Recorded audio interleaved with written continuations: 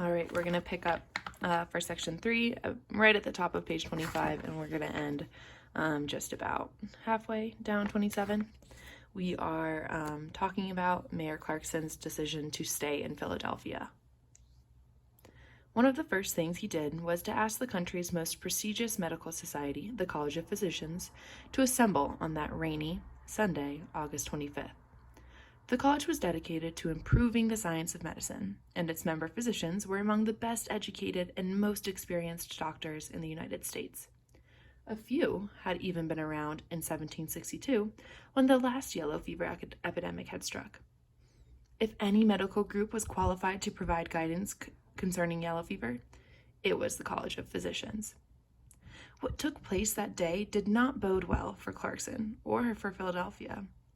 Of the 26 physicians who made up the college, only 16 appeared.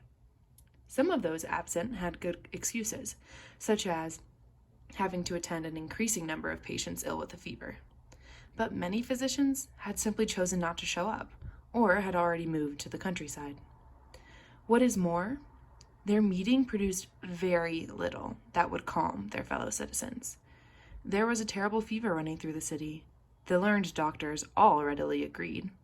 But after comparing descriptions of the symptoms, they began to disagree on the nature and cause of the illness as well as what to do about it. Essentially, the doctors formed two camps. One, headed by Benjamin Rush, believed they were facing yellow fever and that it had a local cause, the stagnant, foul-smelling air that had infested Philadelphia all summer.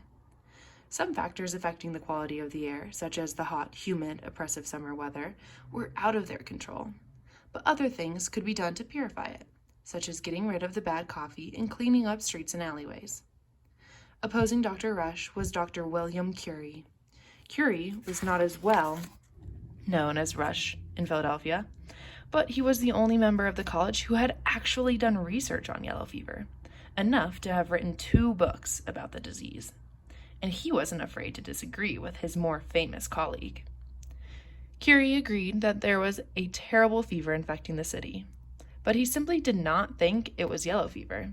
In addition, he felt strongly that whatever fever they might be facing had been imported from another area, probably from the West Indies by the recently arrived Santo Domingans, and that it was spread by close contact with an infected person. Curie admitted that the illness was strengthened by a particular construction of the atmosphere, but he insisted that the best way to deal with it was by quarantining the sick. Most of the doctors at that first meeting felt they did not know enough about the illness to give it a specific name. While they did not immediately side with Curie, their cautious approach miffed Rush, who felt they should have deferred to his medical opinion. He had, after all, actually dealt with yellow fever firsthand, while Curie had merely studied the disease. Still, Sunday's discussion and disagreements were a free communication of sentiment, as Dr. Samuel Griffiths remembered. During the weeks to follow, the divide between members of the college would grow wider, and the arguments more heated and personal. The doctors met again on Monday, though this time only 11 of them were in attendance. At this meeting, they issued a list of measures for citizens to follow. The list was sent to Mayor Clarkson, who sent it on to Governor Mifflin and the newspapers. Many of the recommendations were intelligent and reasonable.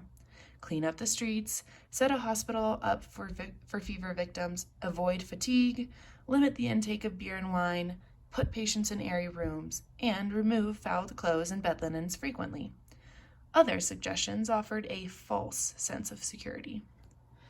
The doctors recommended that strong-smelling substances, such as vinegar, be sprinkled on handkerchiefs and held to the nose to ward off the fever, and that gunpowder be burned to purify the air. One suggestion alarmed many citizens. Stay away from anyone with the fever. Heightening the panic was what the list did not offer, a cure for the disease. When the list was published on Tuesday, the blazing sun had reappeared and fetid, warm air once again choked the city, and people were still pulling out of Philadelphia in droves. Even those who were initially hesitant about leaving read the list and joined the exodus.